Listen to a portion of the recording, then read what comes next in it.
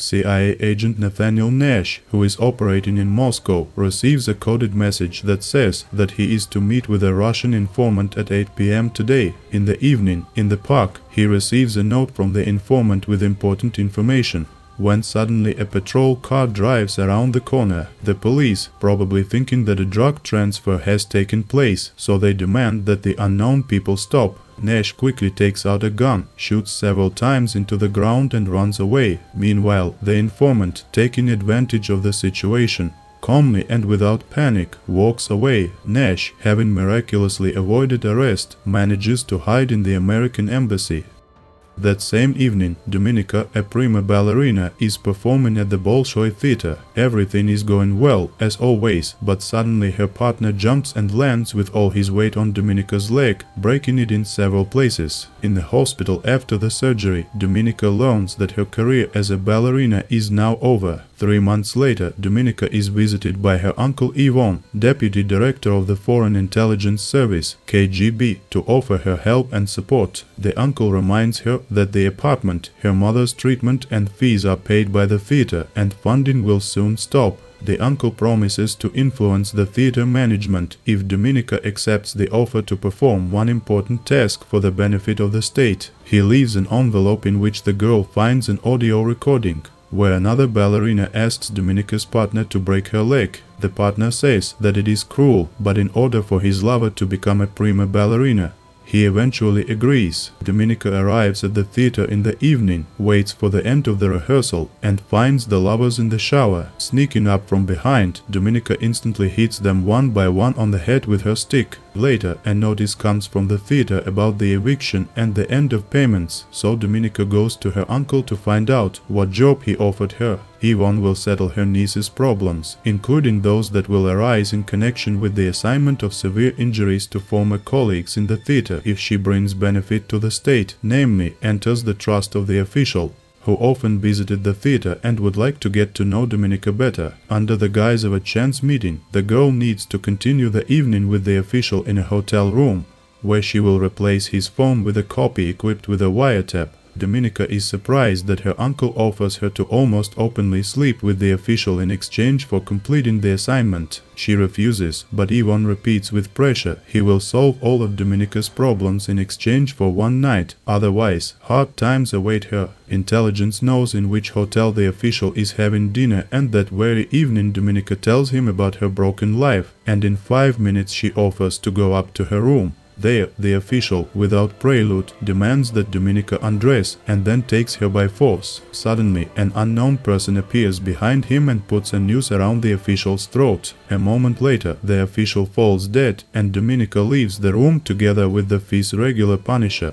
who takes her to the interrogation room. Ivan asks his boss, Colonel General Korchnoi, the director of intelligence, not to get rid of Dominika's, because in his opinion, the girl has potential and abilities. Ivan says that she is his niece and Korchnoi leaves Dominika alive, but only under the responsibility of his deputy. Ivan offers his niece his help in exchange for further cooperation, and Dominika will need to undergo training at an intelligence school. The girl is angry with her uncle, who did not warn her about the official's ill wishes or about his subsequent murder, but she does not have much choice, because in addition to her previous problems, the police will now be looking for her for the official's murder.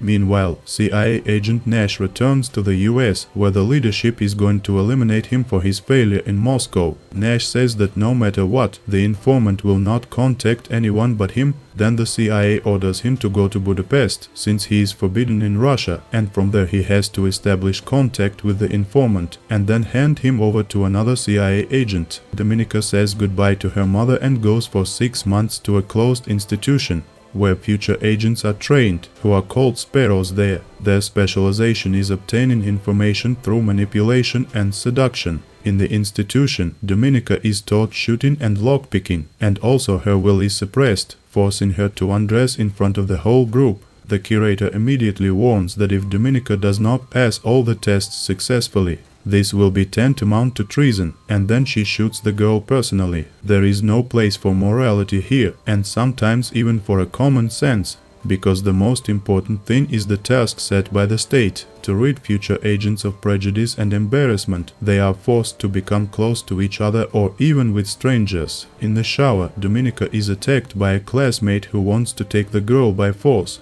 but she beats the offender. Later, Coach Noi comes to school to personally reprimand both cadets. He recognizes Dominika and changes his anger to curiosity. Coach Noi asks how bad of a person you have to be, sending an own niece here. Dominika dryly answers, Yvonne is a patriot. As a final test, the curator orders Dominika in front of everyone to surrender to the cadet who beat her. The cadet says to turn her back on him, but Dominika demands that he do the necessary, looking her in the eyes. When the cadet fails, Dominika tells the curator that she has solved the guy. He gets excited only having a power over a woman. However, the curator states that Dominika has failed this test, because here it is necessary not to draw conclusions, but to achieve a result. The curator is going to expel Dominika, but the authorities in Moscow have a different opinion. Returning home, a joyful Dominika hugs her mother when suddenly her phone rings. Yvonne wants to meet. Among the employees of the Foreign Intelligence Service, KGB is an agent who cooperates with the Americans. KGB knows that the informant is supervised by CIA agent Nathaniel Nash,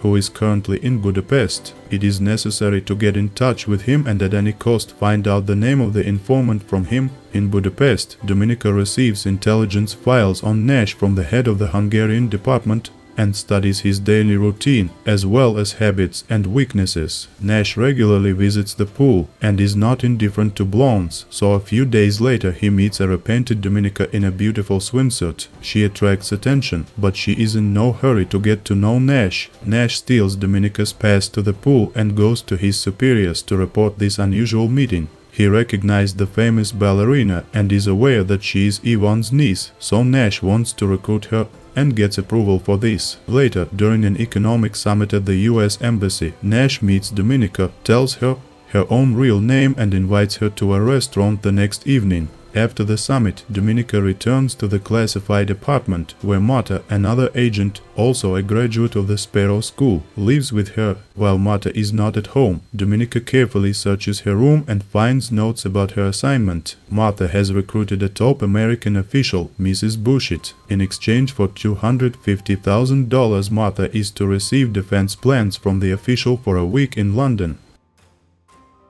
Marta finds traces of a search and demands that Dominika mind her own business. Dominika promises to get the necessary $250,000, and Marta takes Dominika's initiative as a desire to curry favor. In order to gain her colleagues' trust, Dominika admits that she witnessed a murder, and that is why she ended up in KGB. Marta still believes that Dominika wants to meet Mrs. Bushit herself and get a promotion for secret documents. Later, Marta tells the head of the Hungarian branch, Colonel Volontov, that she knows Dominika's secret. In exchange for the information, Marta asks for $250,000 because she wants to complete the task without outside help. Meanwhile, Dominika goes to Vienna to open an account in a local bank there. When she returns to Budapest, she finds Marta's disfigured corpse in the apartment. KGB regular Punisher, already familiar to her, explains that he was in no hurry with Marta and cut off her skin piece by piece, and this will happen to everyone who finds out about the murder of an official in a hotel in Moscow. Later, having followed Nash, Dominika comes to his home.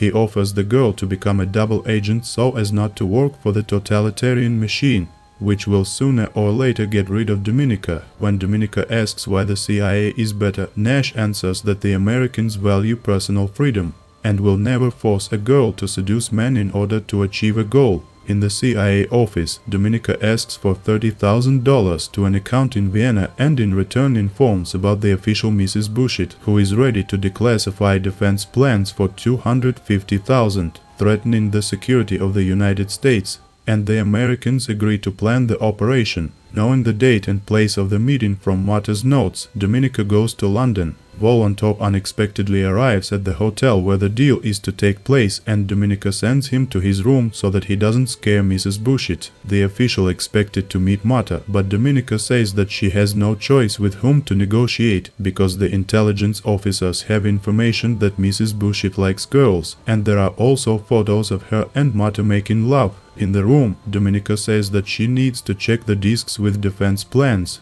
but in fact, secretly from Volontov, she replaces them with her own and hides the real ones in a cache prepared by the CIA. Mrs. Bushit looks at Dominika with lust and asks Volontov why all Russian girls are so beautiful and Russian men look like toads. Then Bushit takes the bag with money and leaves. On the street, she notices surveillance, throws away the bag and in a fit of panic backs up onto the road, when suddenly a truck hits her. A few minutes later, Volontov receives an order from Ivan on the phone to immediately fly to Moscow with Dominika. Nash follows Volontov and Dominika, suspecting that the agents are heading to the airport. Dominika has provided invaluable assistance to the CIA, but now Nash is forced to just watch as Volontov goes with her to board the plane. Dominika finds Nash's gaze and makes it clear by her eyes that there is no point in neutralizing Volontov. In Moscow, at the headquarters, Volontov and Dominika are explained that KGB people were watching the deal in London, and when they noticed that the Americans were pursuing Bushit, it became clear to them that someone had told the CIA about the deal. Volontov and Dominika are tortured, and a few days later the head of the Hungarian department is killed. Ivan comes to the interrogation room and says that only the truth will save Dominika. Unexpectedly, she replies that now the Americans, having learned her real name, having received Bushit and knowing about Dominika's torture, will definitely begin to trust her. Therefore, she demands to be returned back to Budapest to complete her mission.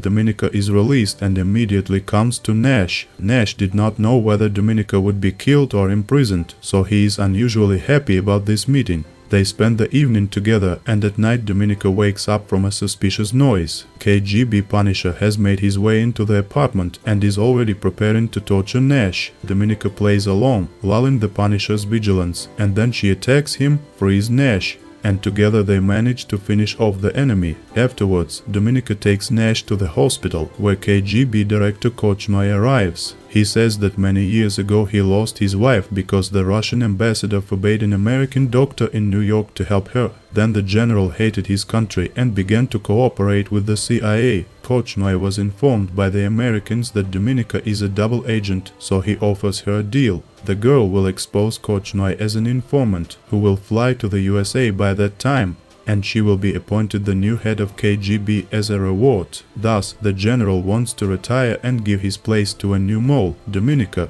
who will continue to work for the CIA. The girl agrees. Later, Dominika tells the Russian Minister of Defense the name of the traitor, and both services agree on an exchange on the runway. The Americans will get their informant, and in exchange, they will return Dominika to the Russian side. Nash is disappointed because he did not believe that Dominika could send the informant to certain death, but unexpectedly, instead of Korchnoi, he sees Ivan. Earlier, she told the minister that the traitor was her uncle, and the evidence planted in advance left no chance for Ivan.